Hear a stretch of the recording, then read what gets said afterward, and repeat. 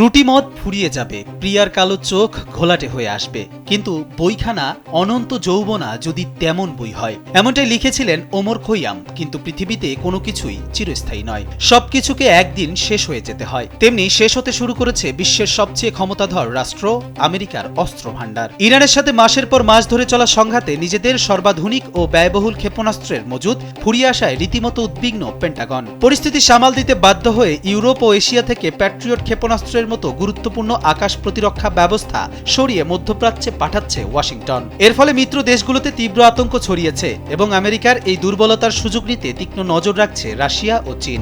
মার্কিন গণমাধ্যম new York টাইমসের প্রতিবেদন অনুযায়ী ইরানের বিরুদ্ধে সংঘাতে আমেরিকা এরই মধ্যে ১৫০০-এর বেশি প্যাট্রিয়ট ও ইন্টারসেপ্টর ক্ষেপণাস্ত্র ব্যবহার করে ফেলেছে।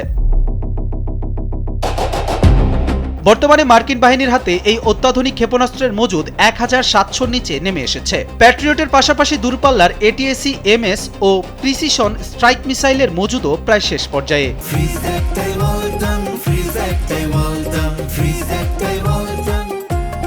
ফুরিয়ে যায় এসব অস্ত্র পুনরায় তৈরি করে মজুদ স্বাভাবিক অবস্থায় ফিরিয়ে আনতে কয়েক বছর সময় লাগতে পারে। পরিস্থিতি বেগতিক দেখে অস্ত্র উৎপাদনকারী কোম্পানিগুলোকে পেন্টাগনের deputy defence secretary Steve Feinberg মাত্র ২১ দিনের মধ্যে উৎপাদন বাড়ানোর জরুরি ও বিস্তারিত পরিকল্পনা জমা দেওয়ার কড়া নির্দেশ দিয়েছেন। তিনি পরিষ্কার করে জানিয়ে দিয়েছেন, বছরের পর বছর সময় নিয়ে অস্ত্র বানানোর দিন শেষ, আমাদের এখনই খুব দ্রুত উৎপাদন বাড়াতে হবে। পেন্টাগনের মুখপাত্র শন পার্নেলও বিষয়টি নিশ্চিত করে বলেছেন, সেনাদের সুরক্ষার স্বার্থেই এই জরুরি পদক্ষেপ নেওয়া হচ্ছে।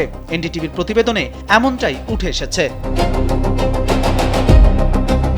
ওয়াশিংটন ভিত্তিক গবেষণা প্রতিষ্ঠান CSIS এক তথ্য প্রকাশ করেছে, আমেরিকার আকাশ প্রতিরক্ষার মূল হাতিয়ার প্যাট্রিয়ট ও থার্ড মিসাইল ইন্টারসেপ্টরের সংখ্যা বিপজ্জনকভাবে কমে গেছে।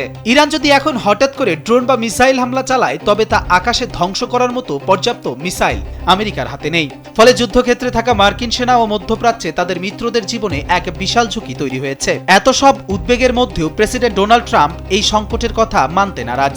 সামাজিক মাধ্যম ট্রুথ সোশ্যালে তিনি দাবি করেছেন, আমেরিকার কাছে এখনও বিপুল পরিমাণ অস্ত্র রয়েছে এবং প্রয়োজন অনুযায়ী আরও অস্ত্র তৈরি হচ্ছে। অস্ত্রের এই ঘাটতি মেটাতে গিয়ে এশিয়া ও ইউরোপের মিত্রদের চরম বিপাকে ফেলেছে আমেরিকা। দক্ষিণ কোরিয়া ও জাপান থেকে সামরিক সরঞ্জাম, রাডার ব্যবস্থা ও সৈন্য সরিয়ে দ্রুত মধ্যপ্রাচ্যে মোতায়েন করা হচ্ছে। বন্ধু রাষ্ট্রগুলোকে দেওয়া অস্ত্র সরবরাহের প্রতিশ্রুতিও সাময়িকভাবে স্থগিত করা হয়েছে। এর ফলে প্রশান্ত মহাসাগরীয় অঞ্চলে আমেরিকার সামরিক নির্ভরযোগ্যতা নিয়ে মিত্রদের মনে গভীর সন্দেহ তৈরি হয়েছে। বিশেষ করে দক্ষিণ কোরিয়া থেকে আকাশ প্রতিরক্ষা ব্যবস্থা সরিয়ে নেওয়ায় উত্তর কোরিয়ার সম্ভাব্য যে কোনো আগ্রাসন মোকাবেলায় ওই অঞ্চল এখন বড় ধরনের ঝুঁকির মুখে। আন্তর্জাতিক ভূ রাজনীতিতে আমেরিকার এই নাজুক পরিস্থিতির দিকে গভীরভাবে নজর রাখছে বেইজিং ও মস্কো।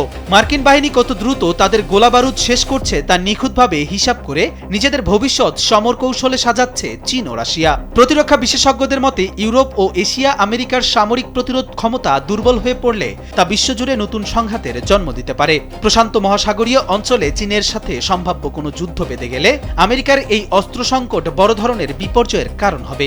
বিশেষ করে মার্কিন কংগ্রেসে বিপুল অঙ্কের প্রতিরক্ষা বাজেট আটকে থাকায় রাতারাতি এই সংকট থেকে উত্তরণের কোনো সহজ পথ ওয়াশিংটনের সামনে খোলা নেই।